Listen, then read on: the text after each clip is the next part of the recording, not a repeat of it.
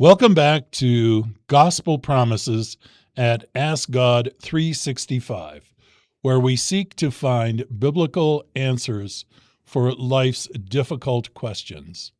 And we are in a 5-part series studying the good news about hell.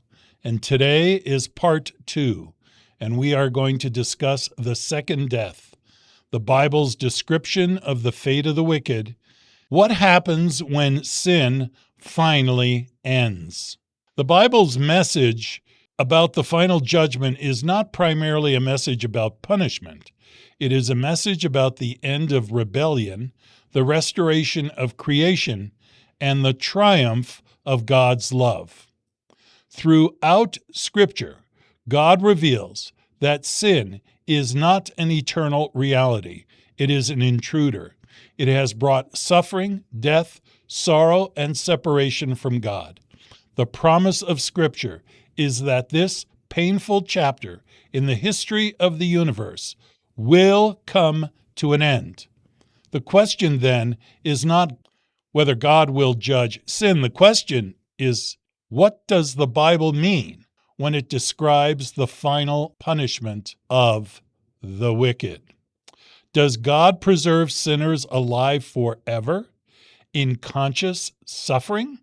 Or does Scripture teach that the wicked ultimately experience what the Bible calls the second death? The biblical evidence consistently points to the final destruction of sin and those who cling to it, while offering eternal life as God's gracious gift to those who trust in Christ. The two destinies are life or death. From Genesis to Revelation, the Bible presents humanity with two ultimate choices.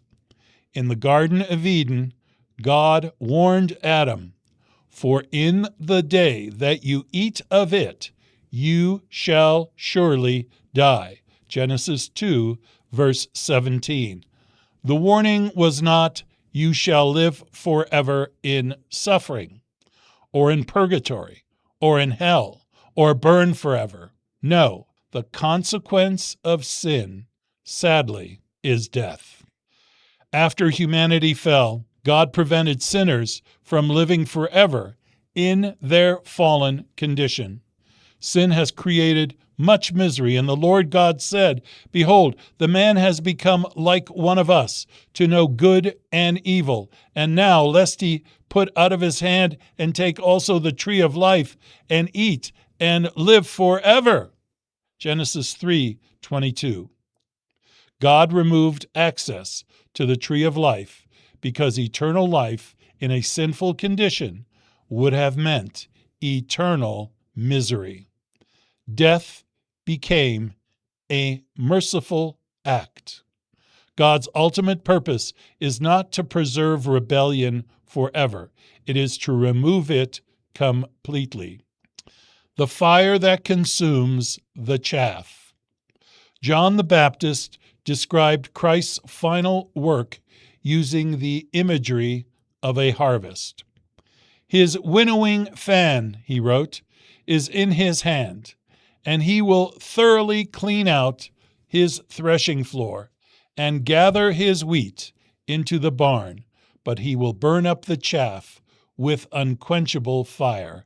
Matthew 3, verse 12. This passage contains two groups. The wheat represent those who belong to Christ, and the chaff represents those who reject God's salvation. The purpose of the fire is not to preserve the chaff forever. The purpose is to remove it. The phrase unquenchable fire means a fire that cannot be stopped until it accomplishes its purpose. Jeremiah used similar language when describing Jerusalem's destruction. "But if you will not heed me to allow the Sabbath day, then I will kindle a fire in its gates, and it shall devour the palaces of Jerusalem, and it shall not be quenched." Jeremiah 17, verse 27. Jeremiah describes Jerusalem's fire, and this was called unquenchable. Yet Jerusalem is not still burning today. The fire was unstoppable until the work of destruction was complete. Only God can destroy both soul and body. Jesus gave one of the clearest statements regarding the final judgment. And do not fear those who kill the body, but cannot kill the soul, but rather fear him who is able to destroy both soul and body in hell. Matthew 10, verse 28. This verse is often used to argue for eternal torment, but notice what Jesus actually says.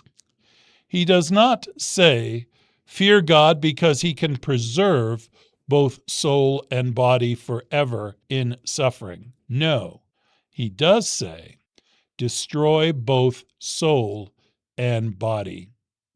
The Greek word translated destroy is apollumi, Apollumi, which means to destroy, to perish, to be lost, to come to ruin. Jesus uses this same word in John chapter 3, verse 16, that whosoever believes in him should not perish, but have everlasting life. John 3:16. The contrast is very clear. Those who believe receive everlasting life. Those who reject God perish. Let's look at this concept of everlasting fire, prepared for the devil. Jesus described the final judgment. Then he will also say to those on the left hand, depart from me, you cursed, into the everlasting fire prepared for the devil and his angels. Matthew 25, verse 41. Some have argued that everlasting fire means a fire that burns forever. But Scripture explains the meaning of this fire. Listen carefully. Jude describes the destruction of Sodom and Gomorrah, quote, suffering the vengeance of eternal fire. Jude, verse 7. Were Sodom and Gomorrah still burning today? No. So what does this mean? The Apostle Peter explains, and turning the cities of Sodom and Gomorrah into ashes, condemned them to destruction. 2 Peter 2, verse 6. The fire was eternal in its consequences. The destruction was permanent. Likewise, the final fire will permanently remove sin. Let's look at Malachi's prophecy, neither root nor branch. The prophet Malachi describes the final judgment with remarkable clarity. For behold, Malachi said, the day is coming, burning like an oven, and all the proud, yes, all who do wickedly, will be stubble. And the day which is coming shall burn them up, says the Lord of hosts, that will leave them neither root nor branch. Malachi 4, verse 1. Notice the language. Burn them up. Stubble, neither root nor branch. Stubble is not preserved forever. It is consumed. The wicked are not described as living eternally in flames. They are compared to something completely destroyed. The result is final and complete. The wicked become ashes. The prophet Malachi continues, you shall trample the wicked, for they shall be ashes under the soles of your feet on the day that I do this, says the Lord of hosts. Malachi chapter 4, verse 3. Ashes represent complete destruction. The Bible does not describe God's final victory as a universe where sinners continue suffering forever. It describes a universe where sin is gone. Imagine the implications. No more rebellion. No more temptation. No more violence. No more pain. No more death. Judgment will be by fire. Peter connects the final judgment with the cleansing of the earth. But the heavens and the earth, which are now preserved by the same word, are reserved for fire until the day of judgment and perdition of ungodly men. 2 Peter 3, verse 7. Peter continues, "But the day of the Lord will come as a thief in the night, in which the heavens will pass away with a great noise, and the elements will melt with fervent heat." 2 Peter 3, verse 10. And again, the heavens will be dissolved, being on fire, and the elements will melt with fervent heat. 2 Peter 3, verse 12. The fire accomplishes purification. God is not merely punishing the wicked, he is restoring. Peter immediately follows with this gospel promise. Nevertheless, we, according to his promise, look for new heavens and a new earth in which righteousness dwells. 2 Peter 3, verse 13. The purpose of the fire is not endless destruction. It prepares the way for a restored creation. Let's look at the millennium and the second resurrection. Revelation reveals an important sequence of events, and let's look over those. John writes, "But the rest of the dead did not live again until the 1,000 years were finished." Revelation 20, verse 5. The Bible teaches that there are two resurrections. Let's look at the first resurrection.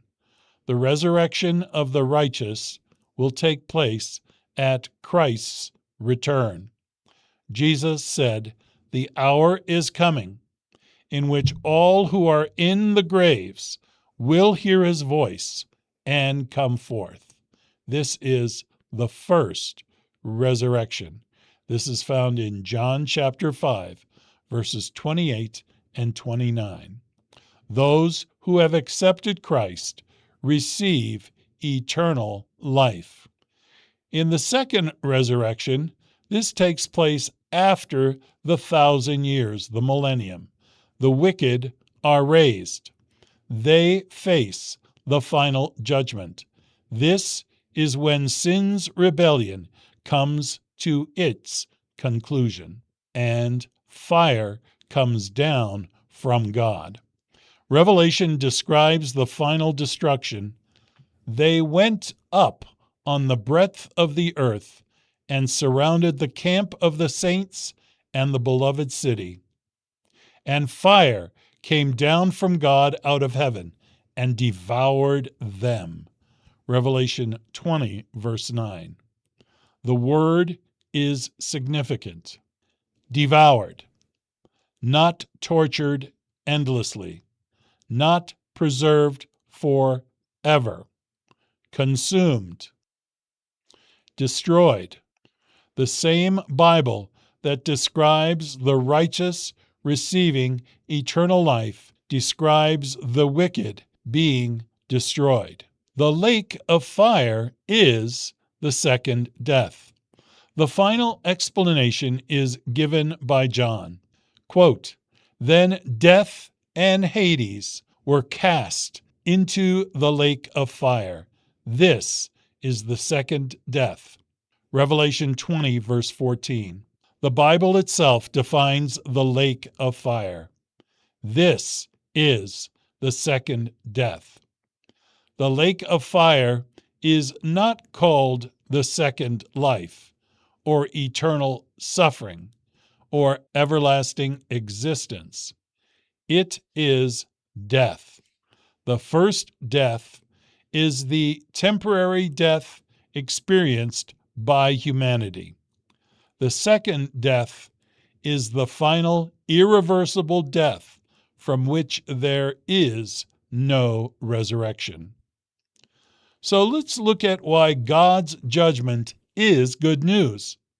At first, some may wonder, how can destruction be good news? Why? Because sin destroys everything it touches. Every tear, every disease, every war, every injustice, every broken relationship, every act of cruelty. All of these exist because of sin. God's promise is not to maintain a universe where evil exists forever. His promise is very simple, and God will wipe away every tear from their eyes. There shall be no more death, nor sorrow, nor crying. Revelation 21, verse 4. This promise could never be fully realized if sin continued forever. Friend, the universe must be cleansed. The final victory does not belong to the devil. The final victory belongs to God. The Bible teaches about the second death, and it reveals a God who is just enough to confront evil, loving enough to offer salvation, and powerful enough to end sin forever and ever. Hell is not evidence that God is cruel. It is evidence that God will not abandon his creation to suffering. The final judgment is God's promise that evil has an expiration date. The cross is God's invitation to you and to me. The resurrection is God's guarantee, and the second death is God's final answer to sin, the second death that Jesus experienced on the cross. And the eternal kingdom belongs to those who accept his gift of life. Will you accept Jesus Christ as your Lord and Savior today? Until we meet again, may God bless you. Gospel Promises at ASKGOD365. Our next, Part 3, on the good news of hell. Please join us again.